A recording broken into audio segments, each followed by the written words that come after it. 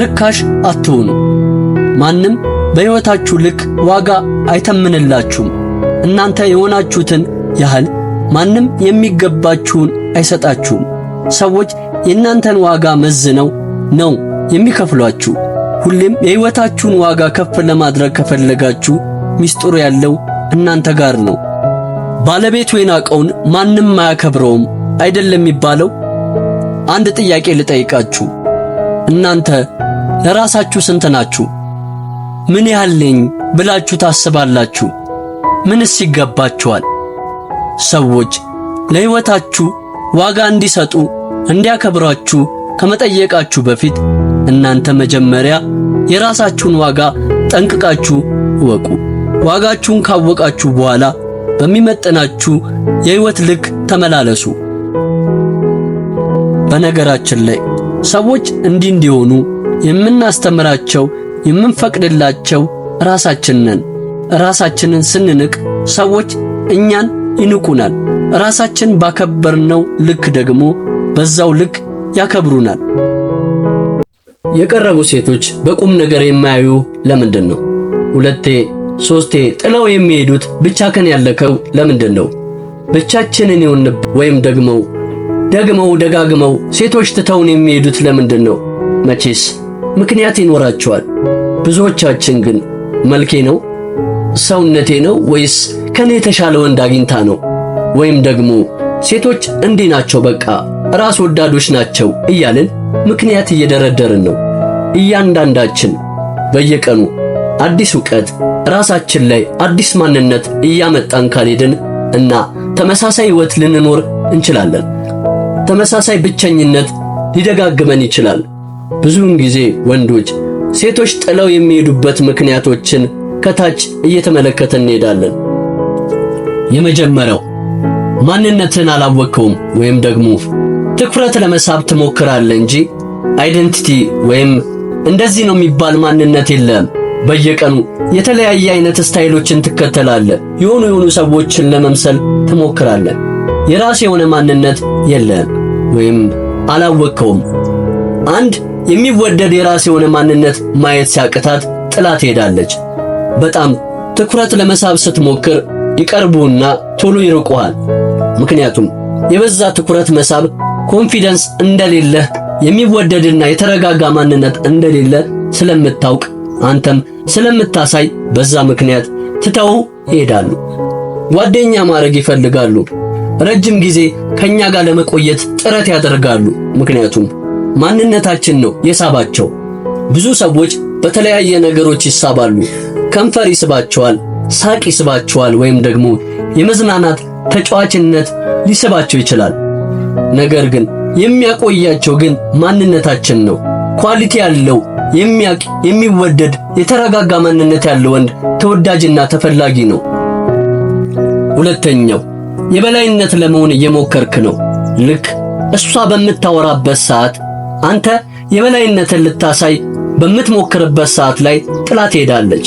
በምታወራበት ሰዓት ላይ ከማዳመጥ ይልቅ ጣልቃ እየገባ ትኩረታን ለመሳብ ብቻ ብለ ይሄ ማለት ይሄ ነው እያልክ የበላይነትን ለማሳየት ምትሞክር ከሆነ ጥላ ትሄዳለች። ምክንያቱም እሷ ካንተ የምትፈልገው እንድታዳምጣት፣ እንድትሰማት፣ ከለላ እንድትሆናት፣ በነገሮቿ ገብተ አይዞሽ እንድትላት ትፈልጋለች። ብዙ ወንዶች ሳያውቁት ሳያስተውሉት ሕይወታቸውን ለመምራት በራሴ ሙሉ ነኝ ብለው ስለሚያምኑ ይሸወዳሉ። ሙሉ ማንነት የለም። ሴት የተፈለገችው የጎደለ ማንነትን ልትሞላ ነው። አብራ እንድታገዝ ፈጣሪ ፈጥሯታል። ስለዚህ አስተውል።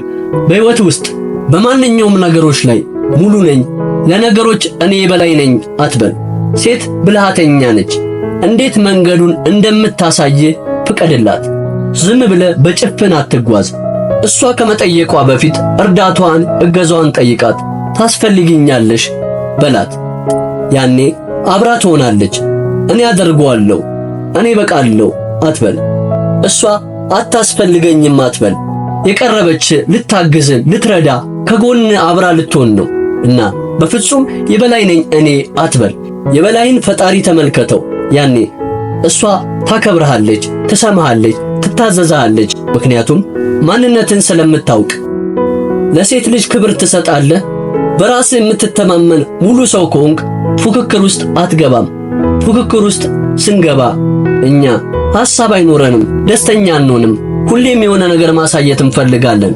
አዲስ አይነት ማንነት ደግሞ ሰላም አይሰጠንም። ስለዚህ ሴት ልጅ አብራ እንድትሆን አብራ በፍቅር እንድትቆይ ማድረግ ያለብህ አንድና አንድ እሷን መስማትና ማዳመጥና ማክበር ብቻ ነው። ያኔ ከስራ አጠፋም። ሴቶች በጣም ከሚያስደስታቸው ነገሮች መሃል የሚያዳምጣቸው ወንዶችና በነገሮች ረዳት ለመሆን የሚጥሩ የሚያግዙ፣ የሚያበረታቱ ወንዶችን የመጠበቅና አብሮ የመሆን መቆየት ፍላጎት አላቸው። ሶስተኛው ሴቶች በተደጋጋሚ ጥለው የሚሄዱ ከሆነ በጣም ያንተ ለማድረግ እየታገልክ ነው። ፍቅር በልመና ወይም በትግል አይሆንም። አንተ ራስ ላይ ትኩረት አድርግ። ራስን ስትጠብቅ፣ ራስን ስታይ፣ በሥራ፣ በትምህርት፣ በእውቀት ለራስ ትኩረት ስትሰጥ በጣም ተወዳጅ ትሆናለህ። ካንተ ጋር መሆን የማይፈልግ ሰው አይኖርም። ግን ያንተ ለማድረግ የምትታገል ከሆነ ሁሌ ለማግኘት፣ ሁሌም መደወል፣ ሁልጊዜም ትኩረት የምትፈልግ ከሆነ ለሷ ሥራ ነው የምትሆንባት። የራስክ ነገር እንደሌለ እሷ ብቻ ሕይወት አድርገ ትኩረት አድርገ እንደሆነ ከተሰማት ጥላ ነው የምትሄደው። ስለዚህ ለራስ ጊዜ ስጥ፣ ራስን ውደደው፣ ራስን ተቀበለው። ብትሄድም ብትመጣም አንተነትን አይቀይርም።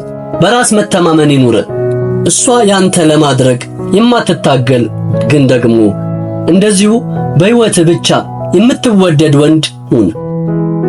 አራተኛው ቶሎ ትናደዳለህ ወይም ደግሞ ትንሽ ነገሮች በጣም እንደ ትልቅ ነገር ታያለህ። ንዴትና ቁጣ፣ ጭንቀት የምታበዛ ከሆነ ሴቶች አብረው መቆየት አይፈልጉም። ሁልጊዜ ቀዳሚ ፍላጎታቸው አክብሮት ነው። ሌላው ደግሞ ሰላም ነው። ሰላም የሌለበት ግንኙነት ውስጥ መቆየት አይፈልጉም። እንደውም ብዙ ሴቶች በትዳራቸው ላይ የሚማግጡት ወይም ትዳራቸው የሚፈርስበት ዋናው ምክንያት ሰላም ማጣት ነው። ትንሹን ጉዳይ ተነጋግራችሁ መፍታት የምትችሉበት ሁሉም እንደ ትልቅ ነገር አክብደ ወደ ጸብ የምታደርሰው የምታኮርፍ የምትነጫነጭ ከሆነ በፍጹም ካንተ ጋር መቆየት አትፈልግም። ሴቶች ሰላማቸውን ነው በጣም የሚፈልጉት። ለብቻቸው ይሁኑ በግንኙነት ውስጥ በትዳር ውስጥ ሰላም ከሌላቸው በፍጹም እዛ ቦታ ላይ መቆየት አይፈልጉም።